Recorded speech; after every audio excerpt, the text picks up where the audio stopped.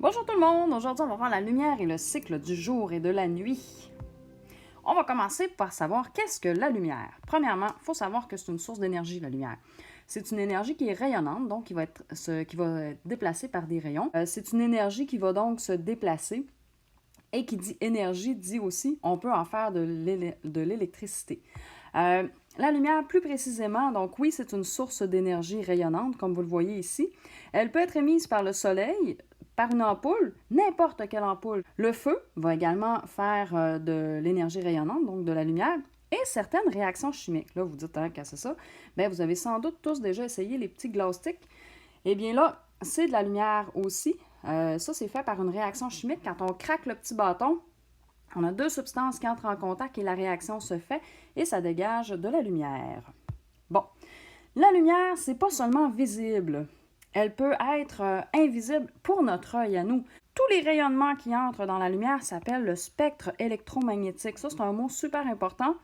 Et qu'est-ce que ça regroupe? Bien, ça regroupe les rayons gamma. Hein, on a déjà entendu parler de ça avec tout ce qui est nucléaire, peut-être. C'est des rayons très, très dangereux. Si vous vous êtes déjà fracturé un os, vous avez sans doute passé des rayons X. Ce sont des rayons qui vont être capables de passer à travers les tissus mous du corps, mais qui vont être freinés par les os. Donc, ça nous permet de faire des photographies du corps humain. Ce sont des rayons X qui font partie du spectre électromagnétique. Donc, dans le fond, c'est de la lumière, ça aussi. Les rayons ultraviolets, j'espère que vous les connaissez. L'été, on met de la crème solaire pour empêcher qu'ils touchent notre peau. On se rappelle aussi que quelque chose dans la nature qui nous aide pour les rayons ultraviolets, c'est la couche d'ozone, qui est située dans la stratosphère.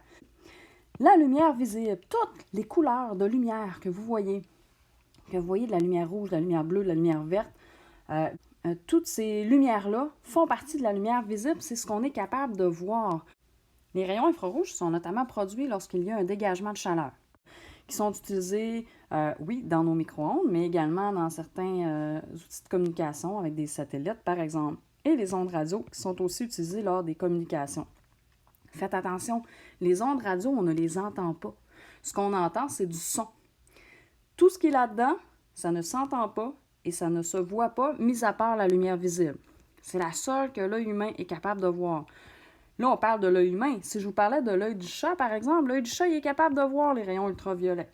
Certains autres animaux sont capables également, mais sinon, ça s'arrête pas mal là. Donc, pour l'humain, mis à part la lumière visible, tous les autres rayons, on doit recourir à l'utilisation d'outils pour pouvoir les observer. Ce sont tous les rayons qui entrent dans le spectre électromagnétique. Bon, qu'est-ce qui les différencie? C'est l'énergie. Si vous regardez avec l'image que vous avez là, vous les avez tous. Plus on s'en va vers les rayons gamma, plus ce sont des rayons qui ont beaucoup, beaucoup d'énergie. Fait que c'est ça qui distingue vraiment les différents éléments du spectre électromagnétique. Maintenant, vous voyez, la lumière visible, c'est une petite portion du spectre électromagnétique. Tantôt, je vous ai parlé de lumière blanche. On va voir une animation qui va vous permettre de comprendre pourquoi le blanc n'apparaît pas ici. Avec la lumière, quand on mélange toutes les couleurs, on obtient du blanc.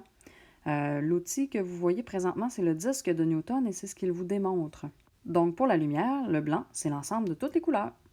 Qu'est-ce qu'ils ont en commun, tous ces rayons du spectre électromagnétique? Bien, c'est une chose essentielle. Ben oui, ce sont des rayonnements, mais aussi, ils vont tous à la même vitesse dans l'air. Et cette vitesse-là, elle est astronomique. 300 millions de mètres par seconde. Ça, c'est la vitesse de la lumière dans l'air. Le son, lui, à peu près 350 mètres secondes. Ça va dépendre des conditions environnantes.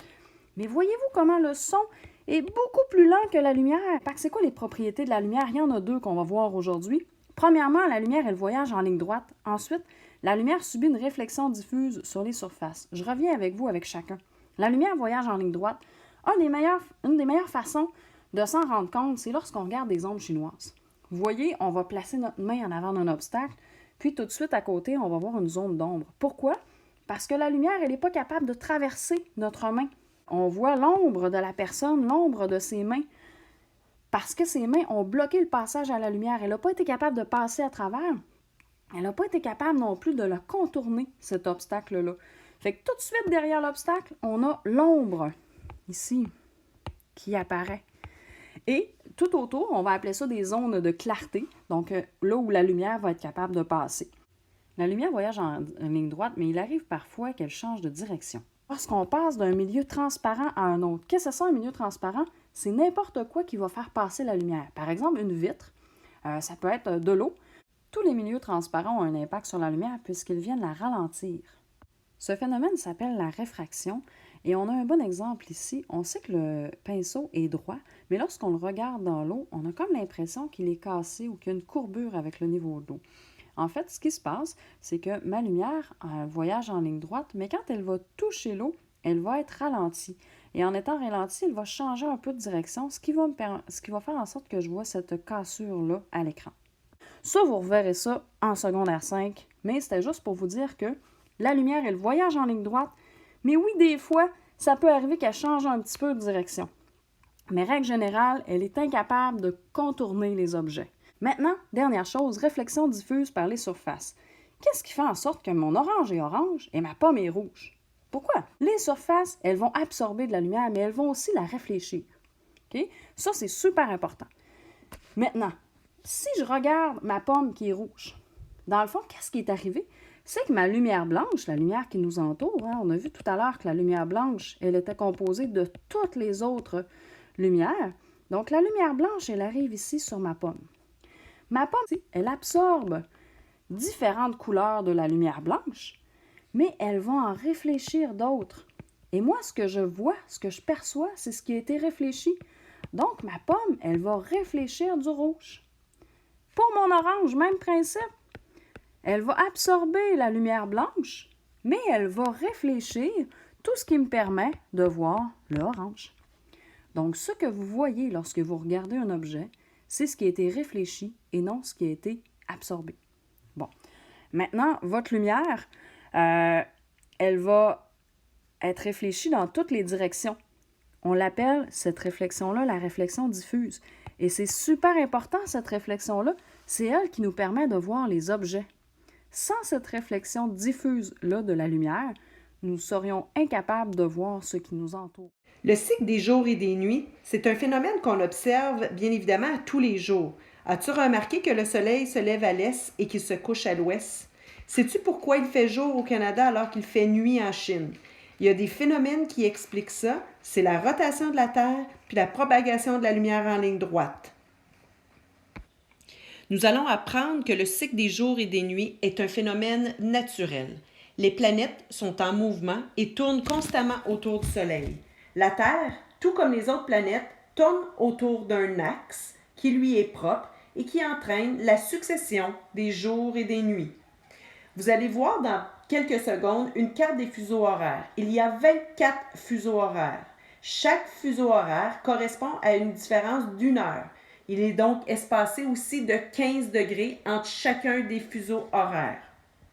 Il fait jour sur certains continents et il fait nuit sur d'autres. On va voir pourquoi. Donc, on doit regarder la position de la Terre par rapport au Soleil. Le Soleil est fixe et comme on l'a dit plus tôt, la Terre tourne autour de son axe qui passe du pôle Nord au pôle Sud en passant par le centre. C'est pour cela qu'on dit que le Soleil se lève à l'est et qu'il se couche à l'ouest.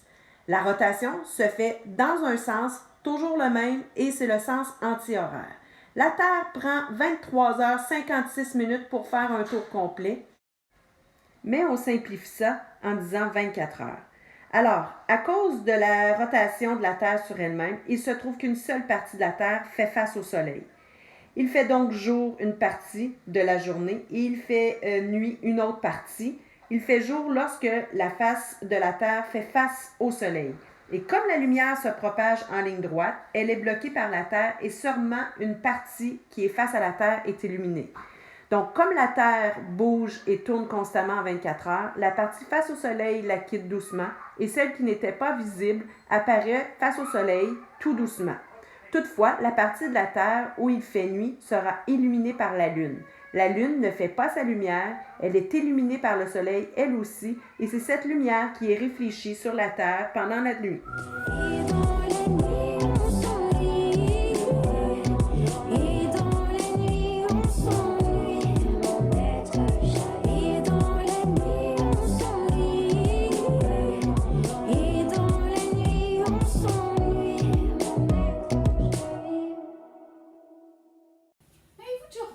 Sur les beaux globes terrestres là, qui sont sur les bibliothèques de ben du monde. Là-dessus, la Terre est croche. On fait un objet pour représenter notre planète. Pourquoi on le fait sur le côté? T'as une raison pour ça. Les globes terrestres sont faits comme ça parce que la Terre est penchée pour vrai. Puis ça a plein d'impact, entre autres sur la durée du jour et de la nuit.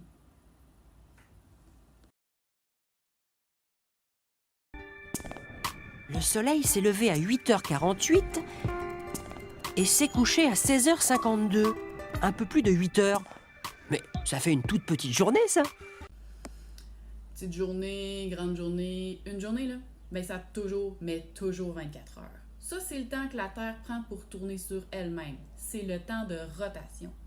Mais le temps d'ensoleillement, lui, il n'est pas toujours le même. On a moins de temps avec du soleil l'hiver. Puis là, je vous parle pas à cause des nuages, là, mais vraiment présence de soleil dans notre ciel.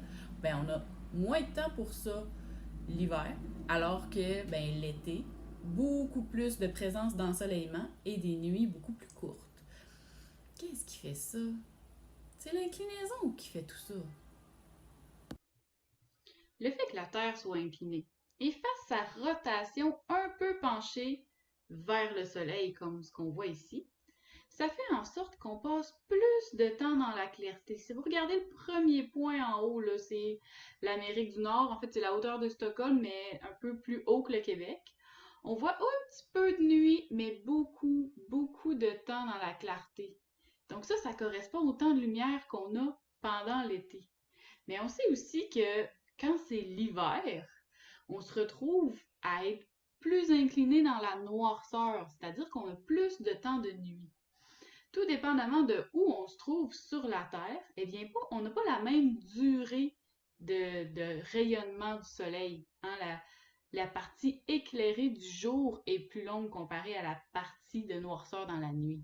À ce moment-là, bien, c'est les saisons qui vont venir tout expliquer ça. Mais les saisons, on va voir ça au prochain cours. Non, c'est pas super ça.